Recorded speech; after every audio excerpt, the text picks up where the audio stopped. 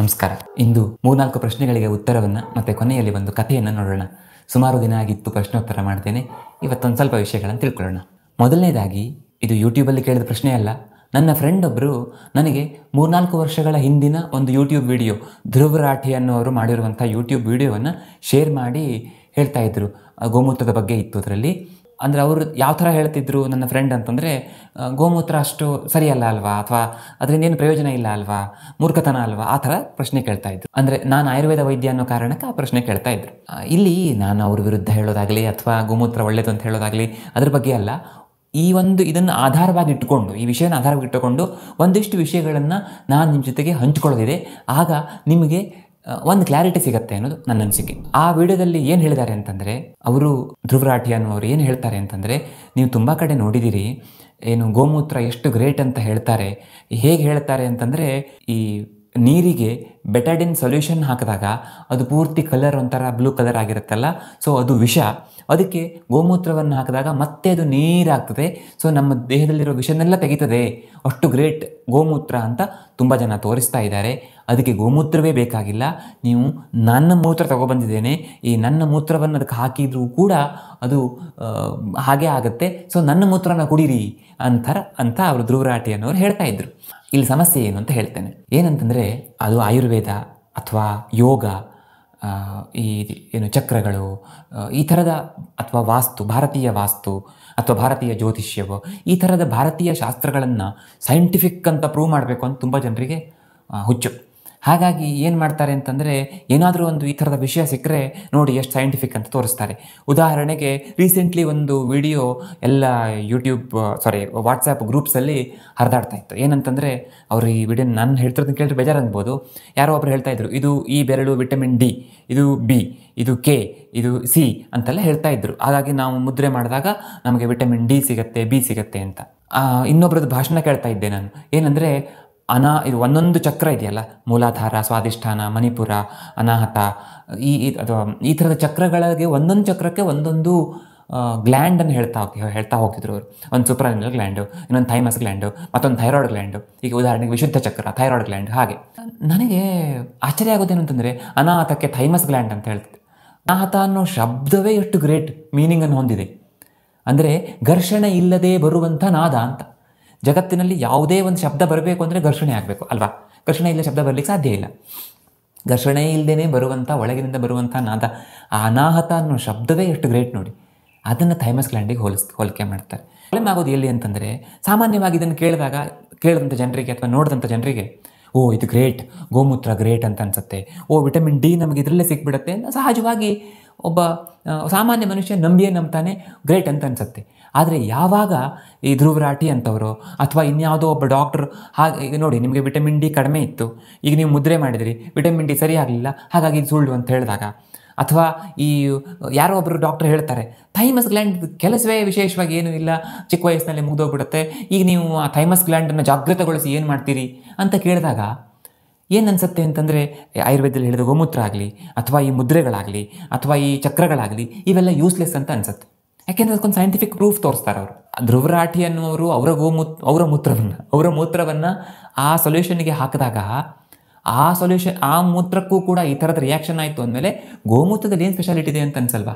ಅಲ್ಲಿ ಒಂದು chemical reaction ಆಗುತ್ತೆ. ಯಾವ ಪ್ರಾಣಿಯ ಮೂತ್ರವನ್ನು ಹಾಕಿದ್ರೂ ಆ ಕೆಮಿಕಲ್ ರಿಯಾಕ್ಷನ್ ಆಗುತ್ತೆ.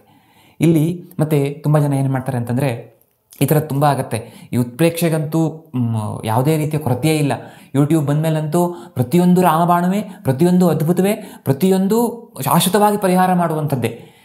ನೀವು ಇದನ್ನು ತಿಂದರೆ ಎಷ್ಟೇ ಹಳೆಯ ಮಂಡಿ ನೋವಿದ್ದರೂ ಸಂಪೂರ್ಣವಾಗಿ ಗುಣವಾಗುತ್ತದೆ, ನೀವು ಆಮೇಲೆ ಭರತನಾಟ್ಯ ಮಾಡಬಹುದು ಅಂತ ನಮಗೆ ಈ ಯೂಟ್ಯೂಬ್ ಅಂತ ಅದೆಲ್ಲ ಹೇಳುತ್ತೆ. ಸೊ ಆಗ ಏನನ್ಸುತ್ತೆ, ಇದು ಗ್ರೇಟ್ ಅಂತ ಅನಿಸುತ್ತೆ. ಈಗ ಉದಾಹರಣೆ ಗೋಮೂತ್ರ ಒಂದು ನಿತ್ಯ ಕುಡಿದು ಬಿಟ್ಟರೆ ಜೀವನದಲ್ಲಿ ಯಾವ ರೋಗವೂ ಬರಲಿಕ್ಕೆ ಸಾಧ್ಯ ಇಲ್ಲ ಅಂತ ಎಲ್ಲ ಹೇಳ್ತಾರೆ. ಆಯುರ್ವೇದ ಶಾಸ್ತ್ರದಲ್ಲಿ ನೋಡಿದ್ರೆ ಗೊತ್ತಾಗುತ್ತೆ. ಬೇರೆ ಎಲ್ಲ ದ್ರವ್ಯಗಳ ಗುಣಗಳ ಬಗ್ಗೆ, ದೋಷಗಳ ಬಗ್ಗೆ, ಅವುಗಳಿಂದಾಗುವ ಲಾಭ ನಷ್ಟಗಳ ಬಗ್ಗೆ ಹೇಗೆ ಹೇಳಿದಾರೋ ಹಾಗೆಯೇ ಗೋಮೂತ್ರದ ಬಗ್ಗೆ ಹೇಳಿದ್ದಾರೆ ಹೊರತು ಗೋಮೂತ್ರವೇ ಅಮೃತ ಅಂತ ಎಲ್ಲಿಯೂ ಹೇಳಲಿಲ್ಲ. ಅಷ್ಟೇ ಅಲ್ಲ, ಸುಮಾರು 8 ರೀತಿಯ ಮೂತ್ರಗಳನ್ನು ಹೇಳ್ತಾರೆ. ಅಲ್ಲಿ ಆನೆಯ ಮೂತ್ರ ಬರುತ್ತೆ, ಕೊನೆಗೆ ಅಥವಾ ಒಂಟೆಯ ಮೂತ್ರ ಬರುತ್ತೆ, ಎಮ್ಮೆಯ ಮೂತ್ರ ಬರುತ್ತೆ, ಕೊನೆಗೆ ಮನುಷ್ಯನ ಮೂತ್ರ ಬಗ್ಗೆ ಕೂಡ ಹೇಳ್ತಾರೆ. ಹಾಗಾಗಿ ಪ್ರತಿಯೊಂದು ಮೂತ್ರಕ್ಕೂ ಅದರದೇ ಆದ ಗುಣ ಇದೆ. ಯಾವ್ಯಾವುದನ್ನು ಔಷಧವಾಗಿ ಬಳಕೆ ಮಾಡುವಾಗ ಅನಿವಾರ್ಯ ಆಯಿತು ಅಂದರೆ ಗೋಮೂತ್ರವನ್ನು ಕೂಡ ಅಥವಾ ಯಾವುದೇ ಪ್ರಾಣಿಯ ಮೂತ್ರವನ್ನು ಔಷಧವಾಗಿ ಬಳಕೆ ಮಾಡಬಹುದು ಅಂತ. ಹಾಗಾಗಿ ಗೋ ಪೂಜನೀಯ, ಗೋವು ಅನ್ನು ನಾವು ಪೂಜಿಸ್ತೇವೆ, ಹಾಗಾಗಿ ಅದರ ಮೂತ್ರವನ್ನು ಕುಡಿದರೆ ನಮಗೆ ಒಳ್ಳೆಯದಾಗುತ್ತೆ ಅನ್ನುವ ಕಾನ್ಸೆಪ್ಟ್ ಎಲ್ಲಿಯೂ ಆಯುರ್ವೇದದಲ್ಲಿಲ್ಲ. ಹಾಗಾಗಿ ಈ ಗೋವನ್ನು ಪೂಜೆ ಮಾಡೋದಕ್ಕೂ ಗೋಮೂತ್ರವನ್ನು ಕುಡಿಯೋದಕ್ಕೂ ಗೋಮೂತ್ರದಿಂದ ಸರ್ವರೋಗ ನಾಶ ಆಗುತ್ತೆ ಅನ್ನೋದಕ್ಕೂ ಒಂದಕ್ಕೊಂದು ಸಂಬಂಧ ಇಲ್ಲ. ಬೇರೆ ದ್ರವ್ಯಗಳ ಥರ ಇದೆ, ಇದು ಅದೇ ಥರ. ಗೋಮೂತ್ರ ಇಲ್ಲದಿದ್ದರೂ ರೋಗಗಳನ್ನು ನಾಶ ಮಾಡಲಿಕ್ಕೆ ಸಾಧ್ಯ. ಕೆಲವೊಂದು ಪರ್ಟಿಕ್ಯುಲರ್ ಪ್ರಕೃತಿಯವರಿಗೆ, ಕೆಲವೊಂದು ಪರ್ಟಿಕ್ಯುಲರ್ ರೋಗಗಳಿಗೆ ಗೋಮೂತ್ರ ತುಂಬ ಚೆನ್ನಾಗಿ ಕೆಲಸ ಮಾಡುತ್ತೆ ಅದರಲ್ಲಿ ಎರಡನೇ ಮಾತಿಲ್ಲ. ಈಗ ನೀವು ಎರಡು ವಿಷಯ ನೆನಪಿಟ್ಕೊಳ್ಬೇಕು. ಮೊದಲನೇದಾಗಿ ಯಾರೋ ಉತ್ಪ್ರೇಕ್ಷೆ ಮಾಡ್ತಾರೆ ಅನ್ನುವ ಕಾರಣಕ್ಕೆ ಇದರಲ್ಲಿ ಈ ಬೆರಳಲ್ಲಿ ವಿಟಮಿನ್ ಡಿ ಇದೆ ಅಂತ ಆ ಬೆರಳನ್ನು ಹಿಡ್ಕೊಳ್ತೇನೆ ಅಂತ ಮೂರ್ಖತನ ಮಾಡಬಾರ್ದು. ಹಾಗಂತ ಮುದ್ರೆ ಅದ್ಭುತವಾದ್ದು, ಅದರಲ್ಲಿ ಡೌಟ್ ಇಲ್ಲ. ಅದಕ್ಕೊಂದು ಸರಿಯಾದ ಯೋಗ ಗುರುಗಳ ಹತ್ರ ಕಲ್ತ್ಕೊಳ್ಬೇಕು, ಉತ್ಪ್ರೇಕ್ಷೆಗೆ ಬಲಿಯಾಗಬಾರ್ದು. ಮುದ್ರೆ ಇರಲಿ, ಆಯುರ್ವೇದ ಇರಲಿ, ಯಾವುದೋ ಒಂದು ಸೈನ್ಸ್ ಇರಲಿ. ಆದರೆ ಇನ್ನೊಂದೇನು ಅಂತಂದರೆ ಅದನ್ನು ಯಾರೋ ಡಿಸ್ಪ್ರೂವ್ ಮಾಡ್ತಾರಲ್ಲ, ಇದು ನೋಡಿ ಇದು ಮೂರ್ಖತನ, ಗೋಮೂತ್ರದಿಂದ ಸರ್ವರೋಗ ನಾಶ ಆಗಲ್ಲ, ಹಾಗಾಗಿ ಆಯುರ್ವೇದ ಹೇಳಿದ ಸುಳ್ಳು ಅಂತ ಹೇಳ್ತಾರೆ. ದೊಡ್ಡ ಸಮಸ್ಯೆ ಅಂದರೆ ನಿಮಗೆ ಆಯುರ್ವೇದದಲ್ಲಿ ಗೋಮೂತ್ರದ ಬಗ್ಗೆ ಏನು ಹೇಳಿದ್ದಾರೆ ಅಂತ ಗೊತ್ತಿರಲ್ಲ. ಬದಲಿಗೆ ಗೋಮೂತ್ರದ ಬಗ್ಗೆ ತುಂಬ ಜನ ಹೇಳಿರ್ತಾರಲ್ಲ, ಅದನ್ನು ಕೇಳಿಕೊಂಡು ಆಯುರ್ವೇದದಲ್ಲಿ ಹೀಗೆ ಹೇಳಿದ್ದಾರೆ ಅಂತ ನೀವು ಅಂದ್ಕೊಂಡಿರ್ತೀರಿ. ಇದು ತುಂಬ ದೊಡ್ಡ ಸಮಸ್ಯೆ ಆಗ್ತಾ ಉಂಟು. ಭಾಳಷ್ಟು ಜನ ಬಂದ್ಕೊಂಡು ನನ್ನ ಹತ್ರ ಹೇಳ್ತಾರೆ, ಸರ್ ಆಯುರ್ವೇದದಲ್ಲಿ ಹೀಗೆ ಹೇಳಿದಾರಲ್ಲ, ಅದು ನೀವು ಹೀಗೆ ಹೇಳ್ತಿದ್ದೀರಲ್ಲ ಅಂತ. ನಾನು ಹೇಳ್ತೇನೆ, ಎಲ್ಲಿ ಹೇಳಿದ್ದಾರೆ? ಯಾರೋ ಒಬ್ಬರು ನಿಮಗೆ ಆಯುರ್ವೇದದ ಹೆಸರು ಹೇಳ್ಕೊಂಡು ಇದು ಹೇಳಿರ್ತಾರೆ ಬಿಟ್ಟರೆ ಸರಿಯಾಗಿ ಒಂದು ರೆಫರೆನ್ಸ್ ಕೊಟ್ಟು ಹೇಳ್ತಾರಾ ಅಂತ. ಹಾಗಾಗಿ ಮೊದಲನೇದಾಗಿ ಉತ್ಪ್ರೇಕ್ಷೆಗೆ ಬಲಿಯಾಗಬೇಡಿ. ಎರಡನೇದಾಗಿ ಇದನ್ನು ನೋಡಿ ಇದು ಸುಳ್ಳು ಅಂತ ಯಾರೋ ಹೇಳಿದ್ರು ಅಂತ ಆಯುರ್ವೇದನೋ ಯೋಗವನ್ನು ನೀವು ಮೂರ್ಖತನ ಅಂತ ಅಲ್ಲಗಳಿಬೇಡಿ. ಸರಿಯಾದ ರೀತಿಯಲ್ಲಿ ಕಲಿತರೆ ಎಲ್ಲ ಸೈನ್ಸ್ ಅದ್ಭುತನೇ. ಅದು ಆಯುರ್ವೇದ ಇರಲಿ, ಯೋಗ ಇರಲಿ, ಆಧುನಿಕ ವಿಜ್ಞಾನ ಇರಲಿ, ಎಲ್ಲದೂ ಗ್ರೇಟ್. ಎರಡನೇದು ಆ್ಯಂಟಿ ಆಕ್ಸಿಡೆಂಟ್ ಜ್ಯೂಸ್ ಬಗ್ಗೆ. ನನ್ನ ಫ್ರೆಂಡ್ಸ್, ರಿಲೇಟಿವ್ಸ್, ಸಾಮಾನ್ಯವಾಗಿ ನನ್ನ ಪೇಷಂಟ್ಸ್ ಕೂಡ, ನನ್ನ ಪೇಷಂಟ್ಸಿಗೆ ಹೇಳಿರ್ತೇನೆ, ನಿಮಗೆ ಈ ಟೈಮಲ್ಲಿ ನನಗೆ ಕಾಲ್ ಮಾಡಿ ನಾನು ನಿಮ್ಮ ಜೊತೆಗೆ ಮಾತಾಡಲಿಕ್ಕೆ ಕೂತ್ಕೊಳ್ತೇನೆ ಅಂತ. ದಿನಕ್ಕೊಂದು ಅರ್ಧ ಗಂಟೆ ಒಂದು ತಾಸು ನಾನು ನನ್ನ ಹಿಂದಿನ ಪೇಷಂಟ್ಸ್ ಸಮಸ್ಯೆಯನ್ನು ಕೇಳಲಿಕ್ಕೆ, ಅವ್ರಿಗೆ ಮುಂದೆ ಏನು ಮಾಡಬೇಕು ಅಂತ ಹೇಳಲಿಕ್ಕೆ ಕೊಡ್ತೇನೆ. ಆಗ ಅವರು ತುಂಬ ಜನ ಏನು ಮಾಡ್ತಾರೆ ಅಂದರೆ ಈ ಥರದ್ದು ಏನಾದ್ರು ಪ್ರಶ್ನೆಗಳನ್ನು ಕೇಳ್ತಾರೆ. ಈಗ ಒಂದು ಸ್ವಲ್ಪ ದಿನದಿಂದ ಒಂದು ಏನೋ ಪ್ರಶ್ನೆ ಕೇಳ್ತಿದ್ದಾರೆ, ಏನಂದರೆ ಇದು ನೋಡಿ ಈ ಆ್ಯಂಟಿ ಆಕ್ಸಿಡೆಂಟ್ ಜ್ಯೂಸನ್ನು ನಾನು ತಗೊಳ್ಬೋದಾ, ಇದು ಯಾರೋ ಹೇಳಿದರು ಇದನ್ನು ತಗೊಂಡ್ರೆ ನಮಗೆ ತುಂಬ ಒಳ್ಳೆಯದಾಗತ್ತಂತೆ ಮುಂದೆ, ಅಥವಾ ಮುಪ್ಪು ದೂರ ಆಗತ್ತಂತೆ, ಇದನ್ನು ಮಾಡ್ಬೋದಾ ಅಂತ. ಅದರಲ್ಲಿ ಅಂಥವುಗಳಲ್ಲಿ ಸಾಮಾನ್ಯವಾಗಿ ಒಂದಿಷ್ಟು ಹಣ್ಣಿನ ಎಕ್ಸ್ಟ್ರಾಕ್ಟ್, ಆಮೇಲೆ ನಿಂಬೆಹಣ್ಣಿನ ಎಕ್ಸ್ಟ್ರಾಕ್ಟ್, ಆಮೇಲೆ ಶುಂಠಿಯ ಎಕ್ಸ್ಟ್ರಾಕ್ಟ್, ಹೀಗೊಂದಿಷ್ಟು ಇರ್ತದೆ. ನಾನು ಇದಕ್ಕೆ ಹೇಳೋದೇನಂದ್ರೆ, ನಿಮಗೂ ಈ ಥರ ಪ್ರಶ್ನೆ ಬಂದಿರ್ಬೋದು. ತುಂಬ ಜನ ನಿಮಗೆ ಮಾರ್ಕೆಟಿಂಗ್ ಮಾಡಲಿಕ್ಕೆ ಪ್ರಯತ್ನ ಮಾಡಿರ್ಬೋದು. ಎಲ್ಲೆಲ್ಲೋ ನೀವು ಆ್ಯಡಲ್ಲಿ ನೋಡಿರ್ಬೋದು, ಇನ್ಯಾರೋ ನಿಮ್ಮ ಫ್ರೆಂಡ್ಸ್ ಬೇರೆ ಯಾರೋ ಹೇಳಿದ್ದನ್ನು ಕೇಳಿ ಕುಡಿದು ನನಗೆ ಚೆನ್ನಾಗಾಗಿದೆ ನೀನು ಕುಡಿ ಅಂತ ಹೇಳಿರ್ಬೋದು. ಇಲ್ಲಿ ಏನು ಮಾಡ್ಬೋದು ಅಂತಂದರೆ, ಮೊದಲನೇದಾಗಿ ನಾವು ತಿಳ್ಕೊಳ್ಬೇಕಾಗಿದೆ ಏನಂತಂದರೆ, ಇದರೊಳಗೆ ಇರುವಂಥ ಹಣ್ಣುಗಳು, ತರಕಾರಿಗಳು ಅಥವಾ ದವಸ ಧಾನ್ಯಗಳು ಅಥವಾ ಶುಂಠಿನೋ ನಿಂಬೆಹಣ್ಣು ಇದೆಲ್ಲ ಇದೆಯಲ್ಲ, ಇದನ್ನು ನಾವು ಮನೆಯಲ್ಲೇ ಬಳಕೆ ಮಾಡಬಹುದಲ್ಲ. ನಮ್ಮ ಹಿರಿಯರನ್ನು ಒಂದ್ಸಲ ಯೋಚನೆ ಮಾಡಬೇಕು. ಅವರು ದಿನ ಇಡೀ ಕೆಲಸ ಮಾಡುವಾಗ ಅಥವಾ ಹೀಗೆ ಇದು ಮಾಡುವಾಗ ಆ ದಿನ ಏನು ಪದಾರ್ಥಕ್ಕೆ ಬೇಕು, ಅದರ ಅಡುಗೆ ಮಾಡಲಿಕ್ಕೆ ಏನು ಬೇಕು ಅಂತ ಮನೆಯ ಹಿತ್ತಲಿಂದ ತಗೊಂಡು ಬರೋದು, ಕಾಡಿಗೆ ಹೋದಾಗ ಅಲ್ಲಿ ಯಾವುದೋ ಒಂದು ಹಣ್ಣು ತಿನ್ನೋದು, ಅಥವಾ ಈಗ ಸೀಸನ್ಗೆ ತಕ್ಕ ಹಾಗೆ ಪ್ರತಿದಿನ ಅದು ಇದು ಅಂತ ಬಳಕೆ ಮಾಡ್ತಿದ್ರು. ಯಾವುದ್ರ ಬಗ್ಗೆಯೂ ಇದರಲ್ಲಿ ಎಷ್ಟು ವಿಟಮಿನ್ ಇದೆ, ಇದು ಭಾರಿ ಒಳ್ಳೆಯದು, ಇದು ಕೆಟ್ಟದ್ದು, ಇದ್ರ ಬಗ್ಗೆ ಯೋಚನೆ ಮಾಡ್ತಿರ್ಲಿಲ್ಲ. ಆವಾಗ ತಿಂತಾ ಹೋಗ್ತಾಯಿದ್ರು. ನಾವು ಆ ಥರ ಈಗ ಇವತ್ತು ನಾವು ಮೂಸಂಬಿ ಆ್ಯಪಲ್ ತಿಂದ್ವಿ, ನಾಳೆ ನಾವು ಆ್ಯಪಲ್ ಮತ್ತು ದಾಳಿಂಬೆ ತಿಂದ್ವಿ, ನಾಡಿದ್ದು ದಾಳಿಂಬೆ ಮತ್ತು ಕರ್ಬೂಜ ತಿಂದ್ವಿ, ಅಥವಾ ಒಂದಿನ ನಿಂಬೆಹಣ್ಣು ಪಾನಕ ಮಾಡ್ಕೊಂಡು ಕುಡಿದ್ವಿ, ಇನ್ನೊಂದು ದಿನ ಶುಂಠಿಯ ತಂಬುಳಿ ಮಾಡ್ಕೊಂಡು ಸೇವನೆ ಮಾಡ್ತೀವಿ. ಸೊ ಈ ಥರ ಮಾಡ್ತಾ ನಮ್ಮ ಆಹಾರದಲ್ಲಿ ಎಲ್ಲದೂ ಸಿಗುತ್ತೆ. ನಾವು ಎಲ್ಲದನ್ನು ನಮ್ಮ ಆಹಾರದಲ್ಲಿ ಬಳಕೆ ಆಗೋ ಥರ ನೋಡ್ಕೊಳ್ಬೇಕು ಅಷ್ಟೇ. ಅದ್ರ ಬದಲಿಗೆ ಯಾವುದೋ ಒಂದು ಸಿರಪ್ಪನ್ನು ಕುಡಿಬೇಕು ಅಂತಿಲ್ಲ. ತೀರಾ ನಮಗೆ ಎಲ್ಲ ಆ್ಯಂಟಿ ಆಕ್ಸಿಡೆಂಟ್ಸ್ ಬೇಕು, ನ್ಯೂಟ್ರಿಯೆಂಟ್ಸ್ ಬೇಕು ಅಂತಂದರೆ, ಉದಾಹರಣೆ ನಾನು ಎಷ್ಟು ಬಾರಿ ಹೇಳ್ತೀನಲ್ಲ, ಎಳ್ಳುಂಡೆ ಮಾಡ್ಕೊಂಡು ತಿನ್ನೋದು, ಅದಕ್ಕೆ ಈ ಕಟಿರ ಗೋಂದು, ಆಮೇಲೆ ಎಲ್ಲ ಡ್ರೈ ಫ್ರೂಟ್ಸು, ನಟ್ಸು ಎಲ್ಲ ಹಾಕ್ಕೊಂಡು ಉಂಡೆ ಮಾಡ್ಕೊಂಡು ತಿನ್ಬೋದು, ಎಳ್ಳು ಇದೆಲ್ಲ ಹಾಕಿ. ಆಮೇಲೆ ಅಥವಾ ರಸಾಯನ ಚೂರ್ಣ ಆರಾಮಾಗಿ ನೀವು ಮನೇಲಿ ಮಾಡ್ಕೊಳ್ಬೋದು, ಅದನ್ನು ಸೇವನೆ ಮಾಡ್ಬೋದು. ಅಥವಾ ಈಗ ಕೂಷ್ಮಾಂಡ ರಸಾಯನ ಇದೆಲ್ಲ ಮನೇಲಿ ಮಾಡ್ಕೊಳ್ಳುವಂಥದ್ದು, ಆ ಥರ ಮಾಡ್ಕೊಂಡು ತಿನ್ನಲಿಕ್ಕಾಗತ್ತೆ. ಯಾವುದೋ ಒಂದು ಏನು ಮೆಡಿಸಿನ್ ಅಂತ ಸೇಲ್ ಆಗ್ತಿರೋದಕ್ಕೆ ಅಥವಾ ಸಪ್ಲಿಮೆಂಟ್ ಸೇಲ್ ಆಗ್ತಿರೋದಕ್ಕೆ ₹1000 ಕೊಟ್ಟು ತಂದುಕೊಂಡು ಕುಡಿಯುವ ಅವಶ್ಯಕತೆ ಇಲ್ಲ. ಮತ್ತು ಸಾಮಾನ್ಯವಾಗಿ ನಾನು ನನ್ನ ಪೇಷಂಟ್ಸಿಗೆ ಯಾವುದೇ, ಈಗ ನೀವು ಇದ್ರ ಜೊತೆಗೆ ಇದೊಂದು ಸಪ್ಲಿಮೆಂಟ್ ತೊಗೊಂಬಿಡಿ ನಿಮಗೆ ಒಳ್ಳೆಯದಾಗತ್ತೆ, ಅಥವಾ ಇದೊಂದು ತಿಂದುಬಿಟ್ರೆ ನಿಮಗೆ ಇದಾಗುತ್ತೆ ಅಂತ ನಾನು ಹೇಳೋದಿಲ್ಲ. ಯಾಕೆ ಅಂದರೆ ಆ ಥರ ಹೊರಗಡೆಯಿಂದ ಕೊಡುವ ಅವಶ್ಯಕತೆ ಯಾವಾಗ ಅಂದರೆ ನಮ್ಮ ದೇಹದಲ್ಲಿ ಕೊರತೆ ಆಗ್ತಾ ಇದ್ದರೆ ಆವಾಗ ಕೊರತೆ ಆಗಲಿಕ್ಕೆ ಕಾರಣ ಏನು ಅಂತ ನೋಡಿ ಸರಿ ಮಾಡ್ಕೊಳ್ಬೇಕು. ಎರಡನೇದು ಅನಿವಾರ್ಯವಾಗಿ ಬೇಕಾಗತ್ತೆ ಅಂತಿದ್ರೆ ಏನು ವಿಟಮಿನ್ ಡಿ ತೊಗೊಳ್ಬೋದು, ವಿಟಮಿನ್ B12 ತೊಗೊಳ್ಬೋದು, ಜಿಂಕ್ ತೊಗೊಳ್ಬೋದು, ಸಿ ತೊಗೊಳ್ಬೋದು. ಅದು ಕೆಲವು ದಿನಗಳವರೆಗೆ ಮಾತ್ರ, ಅನಿವಾರ್ಯ ಆದಾಗ ಮಾತ್ರ. ಯಾವಾಗಲೂ ನಾನು ಸಪ್ಲಿಮೆಂಟ್ಸಲ್ಲಿ ಬದುಕ್ತೇನೆ ಅಂತಂದರೆ ತಪ್ಪು. ನಮ್ಮ ಆಹಾರ ಅಷ್ಟು ರಿಚ್ ಆಗಿರಬೇಕು, ಆದಷ್ಟು ನಾವೇ ಅದನ್ನು ಆಹಾರದಲ್ಲಿಯೇ ಪೂರೈಕೆ ಮಾಡಿಕೊಳ್ಬೇಕು. ಮತ್ತು ಸಾಧ್ಯ ಆದರೆ ನಾವು ನಮ್ಮ ಮನೆಯ ಸುತ್ತಮುತ್ತಲ ಅಥವಾ ನಮ್ಮ ಟೆರೇಸಲ್ಲಿ ಜಾಗ ಇದ್ದರೆ ಅಂಥ ಕಡೆ ಮನಸ್ಸು ಮಾಡಿದರೆ ನಾವು ಶಾರ್ಟ್ಸನ್ನೋ ಏನೋ ವೀಡಿಯೋಸನ್ನೋ ಫೋನಲ್ಲಿ ಮಾತಾಡೋ ಟೈಮಲ್ಲಿ ಒಂದಿಷ್ಟನ್ನು ನಾವು ಬೆಳ್ಕೊಳ್ಳಿಕ್ಕೆ ಸಾಧ್ಯ ಇದೆ. ಆ ಥರ ಬೆಳ್ಕೊಂಡ್ರೆ ಖಂಡಿತ ನಮಗೆ ಒಳ್ಳೆಯ ನ್ಯೂಟ್ರಿಯೆಂಟ್ ಫುಡ್ ಅಥವಾ ಮೆಡಿಸಿನ್ ನಮ್ಮ ಜೊತೆಗೆ ಇದ್ದಂಗೆ ಆಗುತ್ತೆ. ಮೂರನೇ ಪ್ರಶ್ನೆ, ದೇಹ ಡಿಟಾಕ್ಸ್ ಆಗಲಿಕ್ಕೆ ದಿನಕ್ಕೆ ಎಷ್ಟು ನೀರು ಕುಡಿಬೇಕು? ದೇಹ ಶುದ್ಧ ಆಗಬೇಕಪ್ಪ, ಅದಕ್ಕೆ ಅಂದರೆ ಪೂರ್ತಿ ಎಲ್ಲ ದೇಹದಲ್ಲಿರೋ ಕಲ್ಮಶಗಳೆಲ್ಲ ಹರಿದು ಹೋಗಬೇಕು, ಅದಕ್ಕೆ ಎಷ್ಟು ನೀರು ಕುಡಿಬೇಕು ಅನ್ನೋ ಥರ ಪ್ರಶ್ನೆಗಳನ್ನ ಕೆಲವೊಬ್ಬರು ಸುಮಾರು ಸಾರಿ ಕೇಳಿದವರಿದ್ದಾರೆ. ಇಲ್ಲಿ ಡಿಟಾಕ್ಸ್ ಅನ್ನೋದಿದೆಯಲ್ಲ, ಇದು ತುಂಬ ಕಾಮನ್ ಆಗಿಬಿಟ್ಟಿದೆ. ಲಿವರ್ ಡಿಟಾಕ್ಸ್, ಕಿಡ್ನಿ ಡಿಟಾಕ್ಸ್ ಅಂತೆಲ್ಲ ಹೇಳೋದು ಒಂದು. ಇನ್ನೊಂದು, ಈ ಡಿಟಾಕ್ಸ್ ಜ್ಯೂಸನ್ನು ದಿನ ಬೆಳಗ್ಗೆ ಕುಡೀರಿ, ನಿಂಬೆಹಣ್ಣಿನ ಜ್ಯೂಸಿಗೆ ಶುಂಠಿ ರಸ ಹಾಕ್ಕೊಂಡು ಕುಡೀರಿ, ಈ ಥರದ್ದೆಲ್ಲ ಹೇಳ್ತಾರಲ್ಲ. ಆ್ಯಕ್ಚುಲಿ ಹಾಗೆ ಅಷ್ಟು ಸುಲಭಕ್ಕೆ ಡಿಟಾಕ್ಸ್ ಮಾಡ್ಕೊಳ್ಳಿಕ್ಕೆ ಆಗೋದಿಲ್ಲ. ನಮ್ಮ ದೇಹ ನಮಗೆ ಗೊತ್ತಿಲ್ಲದೆ ಪ್ರತಿದಿನ ಡಿಟಾಕ್ಸ್ ಮಾಡ್ತಾನೇ ಇರುತ್ತೆ. ಹಾಗಾಗಿ ಅದಕ್ಕೆ ಅಂತ ನೀವೇನೂ ಮಾಡಬೇಕಾದ ಅವಶ್ಯಕತೆ ಇಲ್ಲ. ಸಾಧ್ಯ ಆದರೆ ನಾನು ಹೇಳೋದು ಯಾವಾಗಲೂ ಪಂಚಕರ್ಮ ಚಿಕಿತ್ಸೆ ತಗೊಳ್ಳಿ, ಅದು ನಿಜವಾದ ಡಿಟಾಕ್ಸ್ ಅಂತ. ಜೊತೆಗೆ ನಾವು ನಿತ್ಯ ನಮಗೆ ಗೊತ್ತಿಲ್ಲೇ ತಗೊಳ್ತಾ ಇರ್ತೀವಲ್ಲ, ಉದಾಹರಣೆಗೆ ಶುಂಠಿ ತಂಬಳಿ, ಶುಂಠಿ ಚಟ್ನಿ ಮಾಡ್ಕೊಂಡು ತಿಂದ್ವಿ, ಬೂದುಗುಂಬಳಕಾಯಿ ಸಾರು ಮಾಡ್ಕೊಂಡು ತಿಂದ್ವಿ, ಹಾಗಲಕಾಯಿ ಪಲ್ಯ ಮಾಡ್ಕೊಂಡು ತಿಂದ್ವಿ. ಇದೆಲ್ಲ ಹೀಗೆ ಮಾಡ್ತಾ ನಮಗೆ ಗೊತ್ತಿಲ್ಲದೇ ಡಿಟಾಕ್ಸ್ ಆಗ್ತಾ ಇರುತ್ತೆ. ಅದಕ್ಕೆ ಸ್ಪೆಷಲ್ಲಾಗಿ ಏನೋ ಮಾಡಬೇಕು ಅಂತಿಲ್ಲ. ಆದರೂ ದಿನಕ್ಕೊಂದು ಜ್ಯೂಸ್ ಥರ ಅಥವಾ ಏನೋ ಒಂದು ಪಾನಕದ ಥರ ಮಾಡ್ಕೊಂಡು ಸೇವನೆ ಮಾಡಬಾರ್ದು ಅಂತಿಲ್ಲ, ಮಾಡಬಹುದು.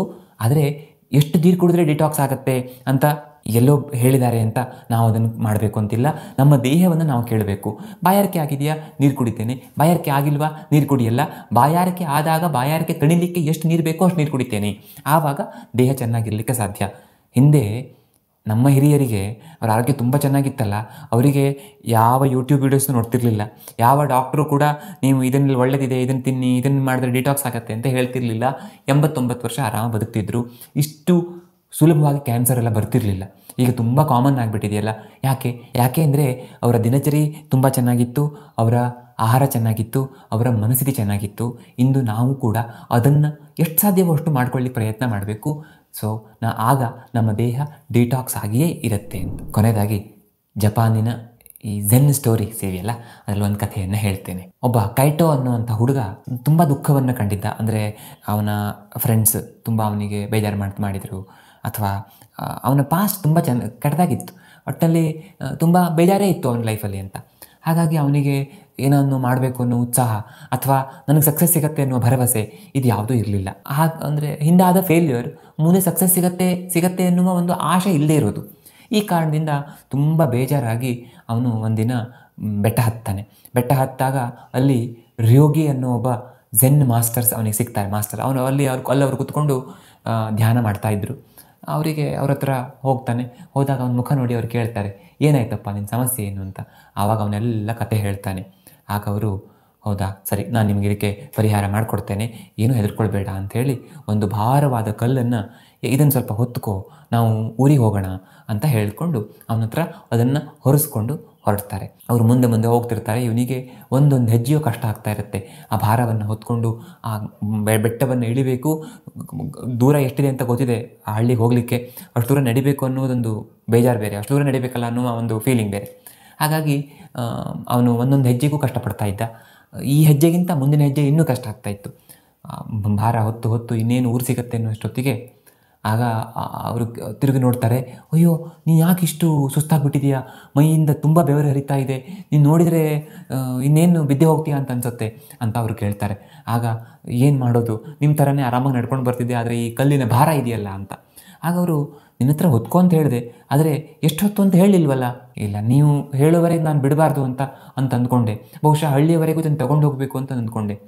ಆಗ ಆಯಿತು, ಈಗ ಬಿಟ್ಬಿಡು ಅಂತ ಹೇಳ್ತಾರೆ. ಅವನು ಅದನ್ನು ಕೆಳಗೆ ಬಿಸಾಕಿದ ತಕ್ಷಣ ಅವನಿಗೆ ಆರಾಮ ಅನಿಸುತ್ತೆ. ಅಬ್ಬಾ, ಎಷ್ಟು ಹಗುರಾದೆ ನಾನು ಅಂತ ಅನಿಸುತ್ತೆ. ಆಗ ಅವರು ಹೇಳ್ತಾರೆ, ಈ ಕಲ್ಲನ್ನು ಬಿಸಾಕಿದ ಮೇಲೆ ನಿನಗೆ ಹಗುರ ಆಯ್ತಲ್ವಾ, ಅದನ್ನು ಅನವಶ್ಯಕವಾಗಿ ಇಲ್ಲಿವರೆಗೆ ಹೊತ್ಕೊಂಡು ಬಂದೆ ಅಲ್ವಾ, ಹಾಗೆ ಅನ್ನಿಸ್ತಿದೆ ಅಲ್ವಾ ಅಂತ ಕೇಳ್ತಾರೆ. ಹೌದು, ನಂಗೆ ನಿಜವಾಗ್ಲೂ ಹಾಗೆ ಅನ್ನಿಸ್ತಿದೆ ಅಂತ ಹೇಳಿದ ತಕ್ಷಣ ಅವನಿಗೆ ಅರ್ಥ ಆಯಿತು ಇವರು ಏನು ಹೇಳಲಿಕ್ಕೆ ಹೊರಟಿದ್ದಾರೆ ಅಂತ. ಅನವಶ್ಯಕವಾಗಿ ನಾವು ಹಿಂದಿನ ಮೂಮೆಂಟ್ಸನ್ನು ಹೊತ್ಕೊಂಡಿರ್ತೇವೆ ಅಂತ. ಇದು ನಿಮಗೆ ಅನ್ನಿಸ್ಬೋದು ಹೇಳಿದ್ದನ್ನೇ ಹೇಳ್ತಾರೆ ಅಥವಾ ಇದು ನಮಗೆ ಗೊತ್ತಿದೆ ಅಂತ. ಗೊತ್ತಿದೆ, ಆದರೆ ನಾವು ಯಾವತ್ತಾದರೂ ಆ ಮೂಮೆಂಟಲ್ಲೇ ಬದುಕಿ ನೋಡಿದ್ದೀವಾ? ಖಂಡಿತ ಇಲ್ಲ. ಹಿಂದಿನ ಮೂಮೆಂಟಲ್ಲಿ ಅಥವಾ ಮುಂದಿನ ಬಗ್ಗೆ ಯೋಚನೆ ಮಾಡ್ತೇವೆ. ಈಗ ಉದಾಹರಣೆಗೆ ನನಗೆ ಯಾರೋ ಹೇಳಿದರು, ನಾನು ಅವರಿಗೆ ಮಾಡಿ ತೋರಿಸಬೇಕು. ಕೆಲವು ಮೋಟಿವೇಶ್ನಲ್ ಸ್ಟೋರೀಸ್ ಕೂಡ ಹಾಗೆ ಇರ್ತವೆ. ಏನು, ನೀವು ಜಗತ್ತಿಗೆ ಏನಂತ ತೋರಿಸಿ ಅಂತ. ಯಾಕೆ ಮನುಷ್ಯ ಆಗಿ ಹುಟ್ಟಿದ್ಯಾಕೆ? ನಾವು ಸುಖವಾಗಿರಬೇಕು ಅಂತಲ್ವಾ? ಜಗತ್ತಿನ ಮುಂದೆ ನಾವು ತೋರಿಸಿ ಏನು ಮಾಡೋದಿದೆ ಅಂದರೆ ಒಂದಿನ ಅವರು ಇರೋದಿಲ್ಲ, ನಾವು ಇರೋದಿಲ್ಲ. ಆಗ ನಾವು ಎಂಥ ಹುಚ್ಚರಾಗಿ ಹೋಗ್ತಿದ್ದೇವೆ ಅಂತಂದರೆ, ರೇಸಲ್ಲಿ ಓಡಿ ಓಡಿ ಓಡಿ ಓಡಿ ರೇಸ್ ಮುಗಿತು ಅನ್ನೋಷ್ಟು ಸತ್ತು ಬಿದ್ದಿರ್ತೇವೆ. ಮನುಷ್ಯ ಜೀವನ ಅಂತ ಸಿಕ್ಕಿರೋದು ಮೋಕ್ಷವನ್ನು ಪಡೀಲಿಕ್ಕೆ ಅಂತ ಹೇಳ್ತಾರೆ. ಅದು ದೊಡ್ಡ ವಿಷಯ ಆಯಿತು, ನಮಗೆ ನಿಲುಕದ್ದು ಅಂತ ಇಟ್ಕೊಳ್ವ. ಆದರೆ ಕನಿಷ್ಠ ಪಕ್ಷ ಈ ಲೈಫನ್ನು ಎಂಜಾಯ್ ಮಾಡಬೇಕಲ್ಲ. ಎಂಜಾಯ್ ಮಾಡಬೇಕು ಅಂದರೆ ನಾವು ಈ ಮೂಮೆಂಟಲ್ಲೇ ಇರಬೇಕು. ನಾವು ಈ ಕಥೆಯನ್ನು ಹೇಳಲಿಕ್ಕೆ ಮುಖ್ಯ ಕಾರಣ ಅಂತಂದರೆ 150 ಜನ ಪೇಷಂಟ್ಸಲ್ಲಿ ನಾನು ಈ ಸಮಸ್ಯೆಯನ್ನು ಕಾಣ್ತೇನೆ. 150 ಜನರಿಗೆ, ಕನಿಷ್ಠ 50 ಜನರಿಗೆ ಮಾನಸಿಕವಾಗಿ ಸಮಸ್ಯೆಯನ್ನು ಅನುಭವಿಸ್ತಾ ಇರ್ತಾರೆ. ಅದು ದೇಹದ ಮೇಲೆ ತುಂಬ ಕೆಟ್ಟ ಪರಿಣಾಮವನ್ನು ಉಂಟು ಮಾಡ್ತಾ ಇರುತ್ತೆ. ಹಾಗಾಗಿ ಅಂದರೆ ಈಗ ಸೈಕೋಸೊಮ್ಯಾಟಿಕ್ ಡಿಸಾರ್ಡರ್ಸ್ ತುಂಬ ಕಾಮನ್ ಆಗಿರುವಾಗ, ಆಟೋ ಇಮ್ಯೂನ್ ಡಿಸೀಸಸ್ ತುಂಬ ಕಾಮನ್ ಆಗಿರುವಾಗ, ನಾವು ನಮ್ಮ ಮನಸ್ಸನ್ನು ತಿಳಿಯಾಗಿ ಇಟ್ಕೊಳ್ಳಿಕ್ಕೆ ಪ್ರಯತ್ನ ಮಾಡಬೇಕು.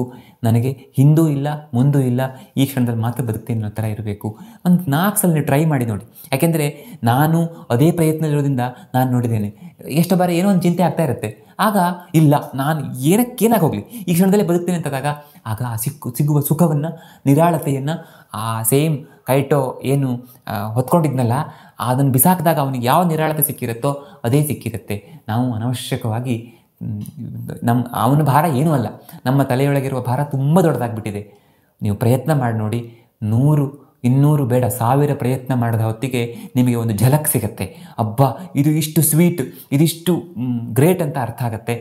ಯಾವಾಗ ನಿಮಗದು ಅರ್ಥ ಆಗುತ್ತೋ ಆವಾಗ ನೀವು ಖಂಡಿತ ಆ ಸುಖದ ಹಿಂದೆ ಮತ್ತೆ ಮತ್ತೆ ಓಡ್ತೀರಿ. ಸಹಜವಾಗಿ ಆ ಮೂಮೆಂಟ್ ಬದುಕುವಂಥ ಲೈಫ್ ನಮ್ಮದಾಗತ್ತೆ ಅಂತ ನನಗನ್ಸುತ್ತೆ. ನಾವೆಲ್ಲ ಈ ಥರ ಬದುಕಲಿಕ್ಕೆ ಪ್ರಯತ್ನ ಮಾಡೋಣ. ಮುಂದಿನ ವಿಡಿಯೋದಲ್ಲಿ ಮತ್ತೆ ಸಿಗೋಣ. ಧನ್ಯವಾದ.